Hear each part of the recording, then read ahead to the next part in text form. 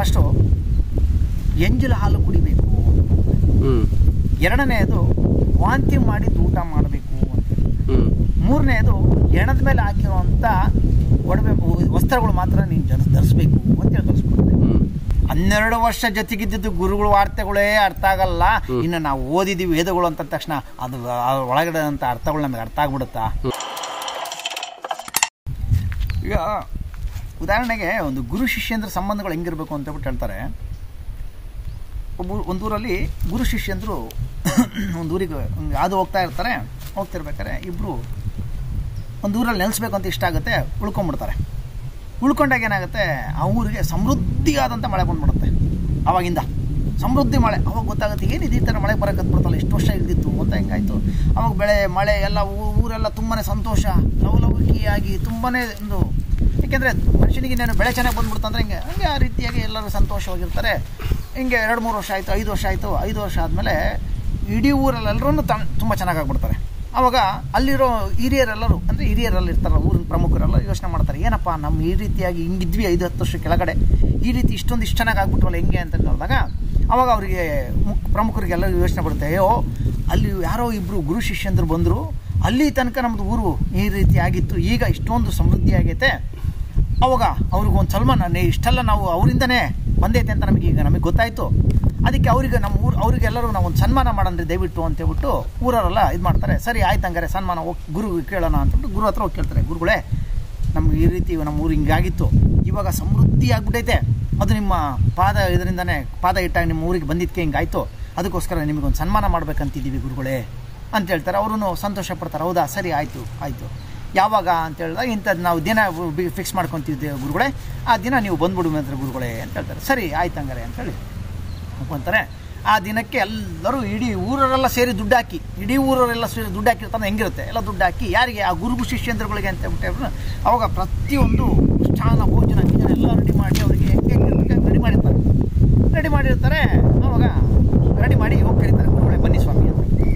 ಅವಾಗ ಅಯ್ಯೋ ಈ ದಿನನ ಎಂಥ ಕೆಲಸ ಆಯಿತು, ನನಗೊಂದು ಅರ್ಜೆಂಟ್ ಕೆಲಸ ಬಂದುಬಿಟ್ಟಿದೆ, ಹಂಗಾಗಿ ನಾನು ಬರೋಲ್ಲ, ನಾನು ಶಿಷ್ಯನ ಕಳಿಸ್ಕೊಡ್ತೀನಿ, ಆ ಶಿಷ್ಯನ ನೀವು ಕರ್ಕೊಂಡೋಗಿ ನೀವು ಏನು ಸನ್ಮಾನ ಮಾಡ್ಬೇಕಂತಿರೋ ಆ ಸನ್ಮಾನ ಎಲ್ಲ ನನಗೇ ಮಾಡ್ದಂಗೆ ಅನ್ಕೊತೀನಿ, ದಯವಿಟ್ಟು ನೀವು ಬೇಜಾರಾಗ್ಬಿಡಿ, ನಾನು ಶಿಷ್ಯನ ಕರ್ಕೊಂಡೋಗಿ ಅಂತ ಹೇಳ್ತಾರೆ. ಅವಾಗ ತುಂಬಾ ಬೇಜಾರು ಮಾಡ್ಕೊತಾರೆ. ಸರಿ ಗುರುಗಳ ಆಜ್ಞೆ, ನಿಮ್ಮ ಆಜ್ಞೆ ನಾವು ಮೀರಲ್ಲ ಸ್ವಾಮಿ, ಆಯಿತು ನಿಮ್ಮ ಶಿಷ್ಯನೇ ಕರ್ಕೊಂಡು ಹೋಗ್ತೀವಿ, ಅದೇನು ಮಾಡಬೇಕು ಅವರಿಗೆ ಮಾಡ್ತೀವಿ ಅಂತ ಹೇಳ್ತಾರೆ. ಸರಿ ಆಯಿತು ಅವರಿಗೆ ಮಾಡಿ ಅಂತ ಹೇಳ್ತಾರೆ. ಆಯಿತು ಅಂತ ಅವ್ರದ್ದು ಶಿಷ್ಯನ ಕರ್ಕೊಂಡು ಹೋಗಿ ಅಂತ ಹೊರಡ್ತಾರೆ. ಅವಾಗ ಶಿಷ್ಯನಿಗೆ ಕರೀತಾರೆ ಬಾಯಿಲಿ ಅಂತ, ಕರೆದ್ಬಿಟ್ಟು 4 ಕಿವಿ ಮಾತಾಡ್ತಾರೆ, 4 ಕಿವಿ ಮಾತು ಹೇಳಿ ಕಳಿಸ್ಕೊಡ್ತಾರೆ. ಸರಿ ಆಯಿತು ಅಂತ ಹೇಳ್ತಾರೆ. ಆ ಕಿವಿ ಮಾತು ಏನು ಅಂತಂದರೆ, ಫಸ್ಟು ಎಂಜಲ ಹಾಲು ಕುಡಿಬೇಕು. ಎರಡನೇದು ವಾಂತಿ ಮಾಡಿದ್ದು ಊಟ ಮಾಡಬೇಕು ಅಂತ. ಮೂರನೇದು ಎಣದ ಮೇಲೆ ಹಾಕಿರುವಂಥ ಒಡವೆ ವಸ್ತ್ರಗಳು ಮಾತ್ರ ನೀನು ಧರಿಸ್ಬೇಕು ಅಂತ ಹೇಳಿ ಕಳಿಸ್ಕೊಡ್ತಾರೆ. ನಾಲ್ಕನೇದು ಮೂರನೇ ಕಳಿಸ್ಕೊಡ್ತಾರೆ. ಸರಿ ಸ್ವಾಮಿ ಅಂತ ಹೇಳ್ಬಿಟ್ಟು ಅವ್ರು ಪಾಪ ಗುರುಗಳು ಹೇಳಿ ಮತ್ತೆ ಕಳಿಸ್ಕೊಡ್ತಾರೆ. ಅದನ್ನು ಊರಿಗೆ ಹೋಗ್ತಾರೆ. ಊರಿಗೆ ಹೋಗ್ತಿದ್ದಂಗೆ ಏನು ಅವರು ತಂದು ಹಾಲು ಅಷ್ಟೊಂದು ಇದು ಮಾಡಿ ಹಾಲು ಜ್ಯೂಸು ಏನೇನೋ ತಂದು ಕೊಟ್ಟಿರ್ತಾರೆ. ಆವಾಗ ಅವ್ರು ಹೇಳ್ತಾರೆ, ಇಲ್ಲ ಶಿಷ್ಯನ ಕೈ ಮುಂದೆ ಹೇಳ್ತಾರೆ, ಶಿಷ್ಯ ಬೇಡ ಅಂತ ಹೇಳ್ತಾರೆ. ಅಯ್ಯೋ ನೀವು ಹಂಗೆ ಅನ್ಬಾರ್ದು, ನೀವು ಗುರುಗಳಿಗೆ ಸೇವೆ ಮಾಡಿದ ಇದು ನಿಮಗೆ ಸೇವೆ ಮಾಡಿದ್ರೆ ಗುರುಗಳಿಗೆ ಸೇವೆ ಮಾಡ್ದಂಗೆ ಆಗುತ್ತೆ ಅಂತ ಹೇಳ್ಬಿಟ್ಟಿದ್ದಾರೆ, ಹಂಗಾಗಿ ನೀವು ನಮಗೆ ಇದು ಮಾಡಲೇಬೇಕು, ಕುಡಿಲೇಬೇಕು ಅಂತ ಹೇಳ್ತಾರೆ. ಕುಡಿಲೇಬೇಕು ಅಂತಂದರೆ ಒಂದು ಕಂಡೀಷನ್ ಷರತ್ತಿದೆ. ಏನದು ಷರತ್ತು? ನಮಗೆ ಎಂಜಲ್ ಹಾಲು ಕೊಟ್ಟರೆ ಮಾತ್ರ ನಾವು ಕುಡಿಯೋದು. ಅಯ್ಯಯ್ಯೋ ನಿಮಗೆ ಎಂಜಲ್ ಹಾಲು ಕೊಡೋಕ್ಕೆ ಸಾಧ್ಯನಾ? ಬೇಡ ಸ್ವಾಮಿ ಇಲ್ಲ ನಮ್ಮ ಗುರುಗಳು ಹಂಗೆ ಹೇಳಿದ್ದಾರೆ, ನಾವು ಅದನ್ನು ಪರಿಪಾಲನೆ ಮಾಡ್ತೀನಿ, ಇಲ್ಲಾಂದರೆ ನನಗೆ ಬೇಡ. ಅಯ್ಯೋ ಇದೇನಪ್ಪ ಇದು ಈ ಥರ ಆಗೋಯ್ತು. ಸರಿ ಯಾರೋ ಒಬ್ರು ಅಲ್ಲೇ ಪ್ರಮುಖರು ಯಾರೋ ತೊಗೊಂಡಪ್ಪ, ನೀವು ಕೊಡ್ರಪ್ಪ ಅಂತೇಳ್ಬಿಟ್ಟು ಕೊಟ್ಟಾಗ ಅವ್ರು ಏನು ಮಾಡ್ತಾರೆ, ಕುಡಿದು ಎಂಜಲ್ನ ಕೊಡ್ತಾರೆ. ಸರಿ ಆಯಿತು ಕುಡಿತಾರೆ. ಅವ್ರು ಕುಡಿತಾರೆ. ಆಯಿತು ನೆಕ್ಸ್ಟ್ ಇನ್ನೊಂದು ಬರ್ತಾರೆ. ಮಧ್ಯಾಹ್ನ ಆಗುತ್ತೆ. ಮಧ್ಯಾಹ್ನ ಆದಾಗ ಊಟಕ್ಕೆ ಬನ್ನಿ ಅಂತ ಹೇಳ್ತಾರೆ. ಊಟಕ್ಕೆ ಅಂತ ಬಂದು ಎಲ್ಲ ಇಡ್ತಾರೆ, ಸ್ನಾನ ಭೋಜನ ಎಲ್ಲ ಇಟ್ಟಿರ್ತಾರೆ. ಇಲ್ಲ ನಾನು ಊಟ ಮಾಡಲ್ಲ. ಯಾಕೆ? ಇಲ್ಲ ನಮ್ಮ ಗುರುಗಳು ಹೇಳಿದ್ರೆ ವಾಂತಿ ಮಾಡಿದ್ದು ಊಟನೇ ಮಾಡಬೇಕು. ಅಯ್ಯೋ ಏನಪ್ಪ ಇದು ವಾಂತಿ ಮಾಡಿದ್ದು ಊಟ ಮಾಡಬೇಕಾ? ಅದೇನೋ ಪರವಾಗಿಲ್ಲ, ಇದು ನಮ್ಮ ಕೈಲಿ ಆಗೋದಿಲ್ಲ ಸ್ವಾಮಿ ಅಂತ ಹೇಳ್ತಾರೆ. ಹಂಗಾರೆ ನಮಗೆ ಬೇಡ ಬಿಡ್ರಿ ಹಂಗಾರೆ. ಅಯ್ಯೋ ನಾವು ಕರ್ಕೊಂಬಂದು ಅವಮಾನ ಮಾಡ್ದಂಗೆ ಆಗುತ್ತಲ್ಲ ಇದು. ಇಲ್ಲ ನಮಗೆ ಇದು ನಮ್ಮ ಗುರುಗಳ ಆಜ್ಞೆ ಇದು. ಸರಿ ಮತ್ತೆ ಹಾಗಾದ್ರೆ ನೀವೇ ಎಷ್ಟು ಪರಿಪಾಲನೆ ಮಾಡ್ತೀವಿ ಅಂತಂದಾಗ ನಾವು ಅದು ಮಾಡೋಕ್ಕಾಗಲ್ಲ ಅಂತ ಹೇಳಂಗಿಲ್ಲ. ಸರಿ ಸ್ವಾಮಿ ನಾವು ಹಂಗೆ ಮಾಡ್ತೀವಿ ಅಂತ ಯಾರಿಗೋ ಒಬ್ರು ಊಟ ಮಾಡಿಸಿ ವಾಂತಿ ಮಾಡಿಸಿ ಅದನ್ನು ಕೊಡ್ತಾರೆ. ಪಾಪ ಶಿಷ್ಯ ಹಂಗೆ ತಿಂತಾರೆ. ಅದಾಯ್ತು. ಮೂರನೇದು ಶಾಲು ಗೀಲು ಎಲ್ಲ ತರ್ತಾರೆ, ಕಳಿಸ್ಬೇಕಲ್ಲ, ಸನ್ಮಾನ ಮಾಡ್ಬೇಕಲ್ಲ ಶಾಲು. ಅವಾಗ ಹೇಳ್ತಾರೆ, ಇಲ್ಲ ಸ್ವಾಮಿ ನಮಗೆ ಬೇಡ, ನಮಗೆ ಹೆಣದ ಮೇಲೆ ಇರೋವಂಥ ಇದು ಬೇಕು, ಬಟ್ಟೆ ಬೇಕು. ಹ್ಮ್ ಅಯ್ಯೋ ಇದನ್ನೆಲ್ಲಪ್ಪ ಹುಡುಕೋದು, ಸ್ಮಶಾನದಾಗ ಐತದು ಅಂದಾಗ ನನಗೆ ಗೊತ್ತಿಲ್ಲ ಸ್ವಾಮಿ, ನಮ್ಗೆ ಹೇಳಿರೋದು ಹಂಗೆ ನಮ್ಮ ಊರುಗಳು. ಸರಿ ಆಯ್ತು ಕಳಿಸ್ತಾರೆ, ಹೋಗಿ ತಾಂಬರ್ರಪ್ಪ ಅಂತ ಹೋಗಿ ತಾಂಬಂದು ಶೇಷ ಹೋಗಿ ಯಾರು ಊರಿನಾಗ ಇರೋಲ್ಲ ತಾಂಬಂದು ಎಣದಲ್ಲಿರುವಂಥ ಬಟ್ಟೆ ಹಾಕೊಂಡು ಶಾಲ್ನ ಅಂತ ಒದಿಸಿ ಕಳಿಸ್ಕೊಟ್ಟಾಗ ಈ ರೀತಿ ಪರಿಪಾಲನೆ ಮಾಡಿದ್ದಾರೆ. ಹಂಗಾರೆ ಗುರುಗಳಿಂದ ಎಂಥ ಆಶೀರ್ವಾದ ಸಿಗ್ಬೇಕು ಶಿಷ್ಯನಿಗೆ, ಹೌದಲ್ಲ? ಸಿಗ್ಬೇಕಬೇಡ, ಅವನು ಕರೆಕ್ಟಾಗಿ ಫಾಲೋ ಮಾಡಿಲ್ಲ, ಕರೆಕ್ಟಾಗಿ ಕೇಳ್ಕೊಂಡಿಲ್ಲ ನನಗನ್ಸಿದ್ದು. ಸಿಕ್ಕಿರ್ಬೇಕಾ ಇಲ್ವಾ? ಇಲ್ಲ, ಸಿಕ್ಕಿಲ್ವಾ? ಹಂಗಾರೆ ಶಿಷ್ಯನ್ ತಪ್ಪ, ಹಂಗಾರೆ ಊರಿನವ್ರು ಮಾಡಿದ ತಪ್ಪ? ಶಿಷ್ಯನ್ ತಪ್ಪು. ಊರಿನವ್ರು ಓಡೋಗ್ತಾರೆ, ಗುರುಗಳೇ ಈ ರೀತಿ ಆಗ್ಬಿಡ್ತು ನಮಗೆ ಹೇಳಿದ್ವಿ, ನಮಗೇನೋ ಗೊತ್ತಿಲ್ಲ, ನಮಗೆ ನಿಮ್ಗೆ ಶಿಷ್ಯ ಅಂತ ಹೇಳಿದ್ಕೆ ನಾವು ನಿಮಗೆ ಆ ರೀತಿಯಾಗಿ ನಾವು ಕರೆಕ್ಟಾಗಿ ಮಾಡಿದ್ದೀವಿ, ನಮಗೆ ನೀವು ಹೆಂಗೆ ಹೇಳಿದ್ರೆ ಅದನ್ನ ನಾವು ಮಾಡಿದ್ದೀವಿ, ನೀವಲ್ಲ ಅವ್ರು ಹೇಳ್ದಂಗೆ ನಿಮ್ಮ ಶಿಷ್ಯ ಹೇಳಿದ ಪ್ರಕಾರ ನಾವು ಮಾಡಿದ್ದೀವಿ. ಅವಾಗ ಅವ್ರು ಹೇಳ್ತಾರೆ, ಅಯ್ಯೋ ಕರೆಕ್ಟಾಗೆ ಮಾಡಿದ್ದೀರಾ, ಕರೆಕ್ಟಾಗಿ ನಿಮ್ದು ಯಾವುದು ತಪ್ಪಿಲ್ಲ, ನೀವು ನಾನು ಹೇಳಿದ ಅವ್ನು ಏನು ಹೇಳಿದ್ರೆ ನೀವು ಅದಕ್ಕೆ ತಪ್ಪಿಲ್ಲ, ಅದ್ರ ತಪ್ಪು ಒಂದೂ ಇಲ್ಲ, ನೀವು ಕರೆಕ್ಟಾಗಿ ಹೇಳಿದ್ರೆ ಅಂತ ಕಳಿಸ್ಕೊಟ್ಬಿಡ್ತಾರೆ. ಸರಿ ಸ್ವಾಮಿ ಅಂತ ಹೇಳ್ಬಿಟ್ಟು ಅವರು ಕೈ ಮುಗಿದ್ಬಿಟ್ಟು ಆಶೀರ್ವಾದ ತಗೊಂಡು ಹೋಗ್ತಾರೆ. ಶಿಷ್ಯ ಬರ್ತಾನೆ, ಅಲ್ಲೇ ನಿಲ್ಲು, ನಂಗೆ ಹೋಗ್ಬಿಡು, ನರಕಕ್ಕೆ ಗತಿ ನೀನು ಹೋಗು ಅಂತ ಹೇಳ್ಬಿಟ್ಟು, ನರಕಕ್ಕೆ ನೀನು ನರಕ ಪ್ರಾಪ್ತಿ ಆಗುತ್ತೆ, ನೀನು ಹೋಗ್ಬಿಡು ಅಂತ ಹೇಳ್ತಾರೆ. ಹಂಗಾರೆ ಶಿಷ್ಯ ಹೇಳಿದ್ದು ಗುರು ಹೇಳಿದ್ದು ಮಾತನ್ನ ಪರಿಪಾಲನೆ ಮಾಡಿದ್ರೆ ನರಕನ ಬರಬೇಕು? ಇಲ್ಲ. ಅದು 12 ವರ್ಷ ಜೊತೆಗಿರೋಂಥ ಶಿಷ್ಯ, ಹಂಗಿರ್ಬೇಕಾದ್ರೆ ಅಂತ ಶಿಷ್ಯನಿಗೆ ನರಕ ಪ್ರಾಪ್ತಿ ಆಗುತ್ತಾ?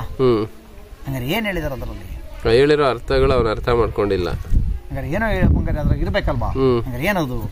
ಮೊದಲನೇ ಮಾತ್ರ ನಂಗೆ ಗೊತ್ತಾಯ್ತು, ಎಂಜಲ್ ಹಾಲು ಕುಡಿಬೇಕು. ಹಸು ಕರು ಕುಡ್ದಿರುತ್ತೆ, ಹಾಲ್ನ ಕುಡಿದ್ರೆ ಎಂಜಲ್ ಹಾಲು ಕುಡ್ದಾಗ, ಅಂದ್ರೆ ಇದು ಕಾಯಿಸಿ ಗೀಸಿ ಕುಡಿದಂಗೆ ಹಂಗೆ ಡೈರೆಕ್ಟ್ ಆಗಿ ಹಾಲು ತಂದು ಕೊಡ್ಬೇಕು, ಅದು ಹಾಲು ಅಂತ ಹೇಳಿದ್ದು. ಎರಡನೇದು ಊಟ, ಎಂಜಲ್ ಊಟ ಅಂತ ಹೇಳಿದ್ರು. ಏನ್ ಎಂಜಲ್ ಊಟ? ಜೇನು ಹುಳ ಏನ್ ಮಾಡುತ್ತಂದ್ರೆ ಹೂವಲ್ಲಿರುವಂತ ಮಕರಂದನ ಎಳ್ಕೊಂಡೋಗಿ ಗೂಡು ಕಟ್ಟು ಅದನ್ನ ಉಗುಳಿ ಎಂಜಲ್ ಗೂಡು ಕಟ್ಟುತ್ತೆ. ಜೇನುತುಪ್ಪ ಮಾತ್ರನೇ ತಿನ್ನು ಅಂತ ಹೇಳಿ. ಅಂದ್ರೆ ಶಿಷ್ಯನಿಗೆ ಪರೀಕ್ಷೆಗಳು ಹೇಳ್ದಲ್ಲ, ಅವಾಗ್ಲೇ ನಿಮಗೆ ಹೇಳ್ದೆ, ಪರೀಕ್ಷೆ ಮಾಡ್ತಾರೆ, ಆ ಪರೀಕ್ಷೆನಲ್ಲಿ ಪಾಸ್ ಆದ್ರೆ ಮಾತ್ರನೇ ಮಂತ್ರಗಳನ್ನ ಕೊಟ್ಟು ತಪಸ್ಸಿಗೆ ಕೂರಿಸ್ತಾರೆ ಅಂತ ಹೇಳ್ಬಿಟ್ಟು. ಹಂಗೆ 12 ವರ್ಷ ಜೊತೆಗಿದ್ದವರಿಗೆ ಪರೀಕ್ಷೆ ನೋಡಿ ಎಂತ ಪರೀಕ್ಷೆ ಇಟ್ರು. ಜೇನುತುಪ್ಪ ಕುಡಿ ಅಂತ ಹೇಳಿದ್ದು. ಈ ಊಟ ವಾಮಿಟ್ ಜನಗಳು ತಿಂದಿರೋದು ವಾಂತಿ ಅಂತ ಹೇಳಿಲ್ಲ. ಗುರುಗಳು ಸಂಭಾಷಣೆ ಹಂಗಿರುತ್ತೆ, ಅರ್ಥ ಮಾಡ್ಕೊಳ್ಳೋದು. ಅಂದ್ರೆ ಅವ್ರ ಜೊತೆ ಕರೆಕ್ಟಾಗಿ ತಿಳ್ಕೊಂಡ್ಬಿಟ್ಟಿದ್ರೆ ಆ ವರ್ಡ್ಗಳು ಅರ್ಥ ಆಗಿರವು. ಆದ್ರೆ ಅವನು ಹುಡುಗಾಟಿಕೆ ಆಗಿ ಜೊತೆಗಿದ್ದ ಅಂತ ಇವೆಲ್ಲ, ಹಂಗಾರೆ ಅರ್ಥ ಆಗಿಲ್ಲ. ಹಂಗೆ ಎಂಜಲ್ ಊಟ ಅಂದ್ರೆ ಜೇನುತುಪ್ಪದಲ್ಲಿ ಹೂನಲ್ಲಿರುವಂತ ಮಕರಂದನ ಹೀರ್ಕೊಂಡು ತಗೊಂಡೋಗಿ ಗೂಡು ಕಟ್ಟುತ್ತಲ್ಲ, ಅದು ಎಂಜಲು. ಆ ವಾಂತಿ ಮಾಡುತ್ತದು. ವಾಂತಿ ಮಾಡಿದ್ದ ಅದ್ರ ಜೇನು ಹುಳದ ವಾಂತಿನೇ ಜೇನುತುಪ್ಪ. ಜನಗಳಿಗೆ ಗೊತ್ತಿದೆಯಲ್ಲ ಗೊತ್ತಿಲ್ಲ, ಕೆಲವು ಜನಗಳಿಗೆ ಬೆಲೆ ಜನ ಗೊತ್ತಿರುತ್ತೆ, ಕೆಲವು ಜನಗಳಿಗೆ ನಿಜವಾಗ್ಲೂ ಗೊತ್ತಿಲ್ಲ. ಜೇನುತುಪ್ಪ ಎಲ್ಲೈತೆ ಅಂದ್ರೆ ಬಾಟ್ಲಾಗ ಅಂಗಡಿ ಸಿಗುತ್ತೆ ಅಂತ ತಿಳ್ಕೊಂಡ್ಬಿಟ್ರಿ ಪ್ರಪಂಚ ಪೂರ. ಈ ಜೇನುತುಪ್ಪ ಅಂದ್ರೆ ಬಾಟ್ಲಾಗೆ ಇದರಲ್ಲಿ ಮಹಾಲ್ಗಳಲ್ಲಿ ಸಿಗುತ್ತೆ ಹತ್ತಾನೆ ಅಂತ ಬಿಟ್ಟು, ಜೇನುತುಪ್ಪ ಊನಾಗಿರುತ್ತೆ ಅಂತ ಬಿಟ್ಟು ಕೆಲವು ಜನಗಳಿಗೆ ಗೊತ್ತೈತೋ ಗೊತ್ತಿಲ್ಲ, ಈ ಪ್ರಪಂಚಕ್ಕೆ ಗೊತ್ತಿಲ್ಲ. ಏನು ಹಂಗಾಗ್ಬಿಟ್ಟೈತೆ ಈಗ ಬರ್ತಾ ಅಂದ್ರೆ ಕೆಲವು ಜನಕ್ಕೆ ಗೊತ್ತಿದೆ, ಎಲ್ಲರಿಗೂ ಗೊತ್ತಿಲ್ಲ, ಕೆಲವು ಜನಗಳಿಗೆ ಮಾತ್ರ ಗೊತ್ತಿಲ್ಲ ಅನ್ಸುತ್ತೆ. ಉದಾಹರಣೆಗೆ ಅಕ್ಕಿಯಲ್ಲಿ ಸಿಗುತ್ತೆ ಅಂತಂದ್ರೆ ಇದ್ರಾಗೆ ಸೊಸೈಟಿನಾಗ ಸಿಗುತ್ತೆ ಅನ್ಕೊಂಡ್ಬಿಟ್ಟಿದ್ದಾರೆ. ಅಪ್ಪ ರೈತನ ಹತ್ರ ಸಿಗೋದು ಭೂಮಿನಲ್ಲಿ ಸಿಗೋದು ಅಂತ ಬಿಟ್ಟು ಗೊತ್ತಿಲ್ಲ. ಅದು ಬರುತ್ತೆ ನೆಕ್ಸ್ಟ್ ಫ್ಯೂಚರ್ ಅಲ್ಲಿ. ಹಂಗೆ ಅದಾದ್ಮೇಲೆ ಹೇಳ್ತಾರೆ, ಇನ್ನೊಂದು ಹೇಳ್ತಾರೆ ಎಣದ ಮೇಲೆ ಇರೋಂಥ ಬಟ್ಟೆ ಅಂತ ಹೇಳಿದ್ರಲ್ಲ, ಅದು ಎಣದ ಮೇಲೆ ಇರೋದು ಬಟ್ಟೆ, ಅದು ಕರೆಕ್ಟಾ? ಏನದು ಎಣದ ಮೇಲೆ ಬಟ್ಟೆ ಅಂದ್ರೆ ರೇಷ್ಮೆ ಹುಳು ಇದೆಯಲ್ಲ, ಅದು ಸತ್ತು ಹುಳ ಇದು ಬಿಡುತ್ತೆ, ರೇಷ್ಮೆ ಬಿಟ್ಟಿರುತ್ತೆ, ಅದು ಅಶುದ್ಧ ಇರಲ್ಲ, ಅದು ಅಶುದ್ಧನ ಅಂಟಿಸ್ಕೊಳೋದಿಲ್ಲ. ಅದಕ್ಕೇನೆ ಆ ರೇಷ್ಮೆ ಶಾಲ್ ಮಾತ್ರನೇ ಹಾಕ್ಸ್ಕೊಂಬ ಅಂತ ಹೇಳ್ತಾರೆ, ರೇಷ್ಮೆದ್ ಮಾತ್ರನೇ ಹಾಕ್ಸ್ಕೊಂಬ ಅಂತ ಹೇಳ್ಬಿಟ್ಟು. ಅವನು ಏನ್ ಮಾಡ್ತಾನೆ ಎಣದ ಮೇಲೆ ಅಂತಂದ್ರೆ ಹೋಗಿ ಹಂಗೆ ಎಣದ ಮೇಲೆ ಅನ್ಕೊಂಡ್ಬಿಟ್ಟಿರ್ತಾನೆ. ಅದು ಎಣ ಅಲ್ಲ, ರೇಷ್ಮೆ ಹುಳ ಸತ್ಬಿಟ್ಟು ರೇಷ್ಮೆನ ಕೊಟ್ಬಿಟ್ಟಿರ್ತದೆ. ಹಂಗೆ ಈ ಗುರುಗಳಾದಂತ ತತ್ವಗಳು ಇವಲ್ಲ, ಗುರು ಶಿಷ್ಯ ಅಂದ್ರೆ ಹಂಗೆ ಒಂದೊಂದು ವಾರ್ತೆಗಳು ನೋಡಿ. 12 ವರ್ಷ ಜೊತೆಗಿದ್ದು ಗುರುಗಳ ವಾರ್ತೆಗಳೇ ಅರ್ಥ ಆಗಲ್ಲ. ಇನ್ನು ನಾವು ಓದಿದೀವಿ ವೇದಗಳು ಅಂತ ತಕ್ಷಣ ಅದು ಒಳಗಡೆ ಅಂತ ಅರ್ಥಗಳು ನಮಗೆ ಅರ್ಥ ಆಗ್ಬಿಡುತ್ತಾ? ಯೋಚನೆ ಮಾಡಿ. ಅವೆಲ್ಲವೂ ತುಂಬಾನೇ ಡಿಫ್ರೆಂಟು. ಅವು ಕ್ಯಾಲ್ಕುಲೇಷನ್ ಬೇರೆ ಇರುತ್ತೆ. ಅವ್ರ ಗುರುಗಳಾದಂಥ ಕ್ಯಾಲ್ಕುಲೇಷನ್ಗಳು ಬೇರೆ, ಗುರುಗಳ ವಾರ್ತೆಗಳು ಬೇರೆ, ಗುರುಗಳ ವಚನಗಳೇ ಬೇರೆ. ಆ ವಚನಗಳನ್ನ ಇಟ್ಕೊಂಡು ನಾವಿಲ್ಲಿ ಹೋಗಿ ಅದೇ ಹೇಳ್ತಾರಲ್ಲ, ನರಿ ಹೋಗಿ ಸಮುದ್ರನ ಅಳತೆ ಮಾಡ್ತು ಅಂತ, ಆ ರೀತಿ ನಾವು ಆಗ್ಬಿಟ್ಟಿದೀವಿ.